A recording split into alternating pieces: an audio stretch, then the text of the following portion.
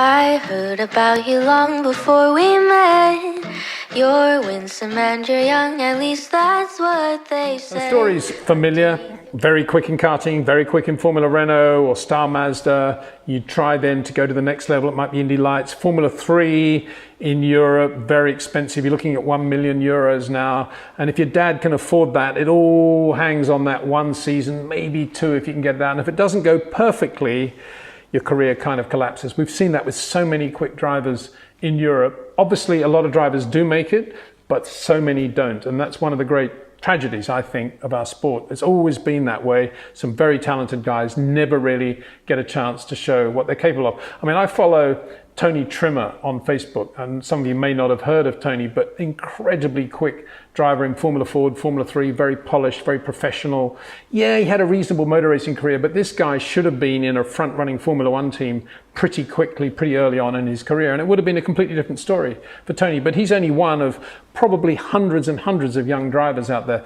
Similar story, I'm getting around to the point, similar story for Conor Daly, the son of Derek Daly, really good in the early ladder stages of motor racing in America, head to head with his buddy Josef Newgarden. You couldn't really separate them in terms of talent and speed, but they were always there racing one another.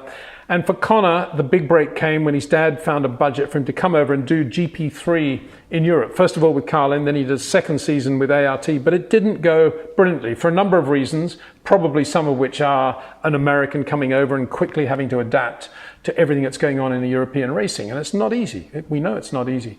So Conor went back, and probably that was going to be the end of his career. And it was a very, very tough period. We're talking 2011, 2012. There was nothing more going to happen for him in Europe, that's for sure. So he went back to America. He got the odd drive, literally one-off drives in the Indy 500. And in some years, that was the only race he did all year. And slowly, he never, ever gave up, even though Josef Newgarden, his buddy, went on to win the IndyCar championship with Penske. It was all going right for Newgarden. It was all going wrong for Conor, but he never gave up. One year, the US Air Force sponsored him in the Indy 500. They liked him. And now he's got more sponsorship from the US Air Force.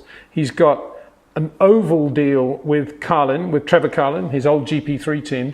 And he's got a road course deal with Carpenter. And guess what? Very recently at the Iowa Oval Race, Conor Daly was on the pole, and alongside him was Josef Newgarden. With that happening, and with Conor's career now hopefully back on track, back to where it should have been if more people had believed in him, I gave him a ring to say well done. Thanks. Yeah, man, it was fun. Just super happy for the team, really. Carlin, I've known them since I was obviously a young driver when I first stepped over to the European scene.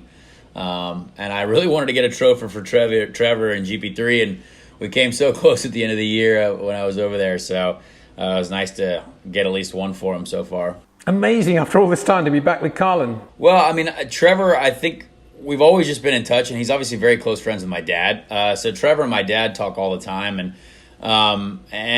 once I came back over to IndyCar, and had some success over here, I had always known that Trevor wanted to come to IndyCar because he'd always asked me about it. I always talked about it. And then when they did come over, I thought that was really, really cool. And then last year, he had started to talk to me a little bit before May and kind of asked me really, really low key, like, hey, would you do the ovals for us if we needed you to? And I said, yeah, sure, why not? I didn't obviously have a full-time ride at the time. So, last year was a really good experience to get in with them.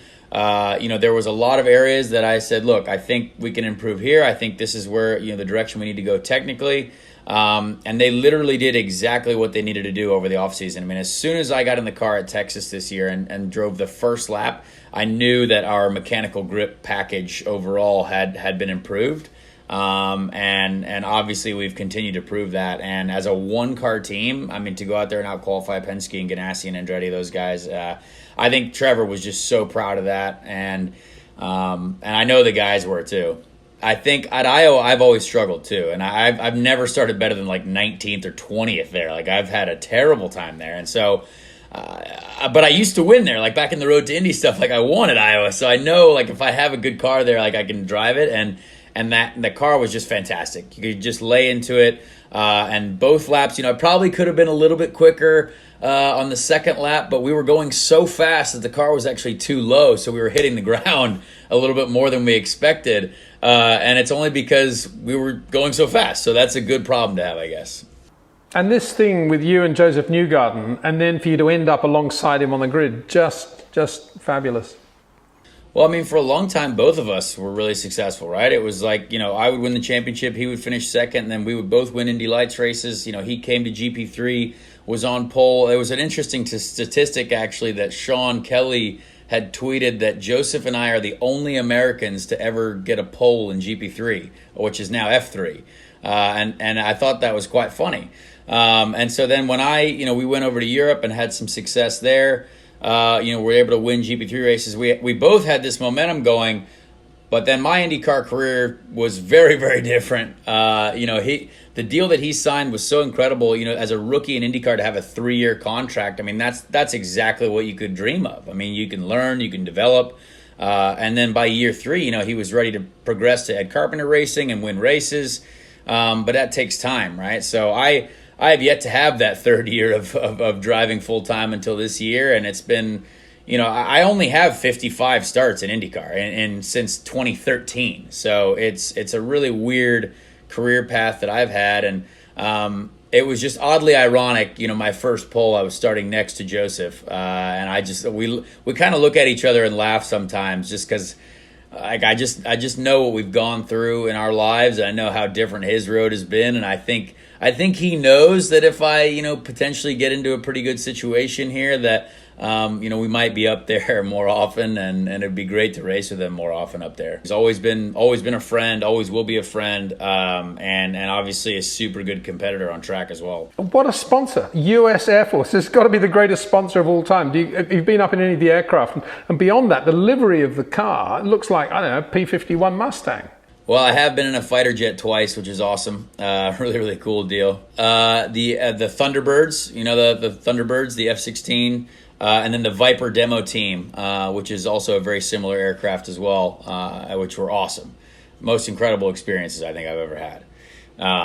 But yeah, they're an incredible partner. I mean, they had expressed interest in the Indy 500 from a recruiting standpoint. Obviously, the single largest attended sporting event in the world. A lot of people, a lot of human traffic that can come through and see this display of U.S. Air Force and what the U.S. Air Force is all about, and how many different jobs there are in the U.S. Air Force. So.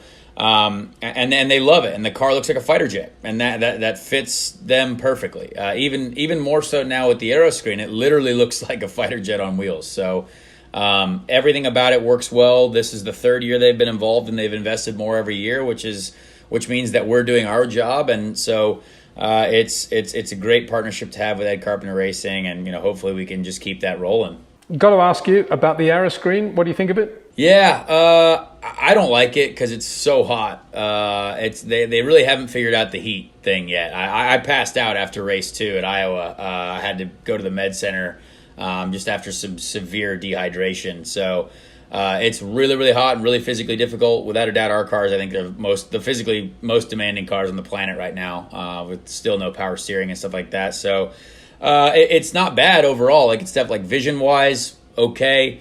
I sort of wish it could just be the halo at the moment, just because of the heat issues and the airflow issues. But yeah, it's certainly something that's interesting and has worked so far. You come from a very sporting family, Conor. I think your brother's pretty good at jet skiing, right? Yeah, jet ski world champ.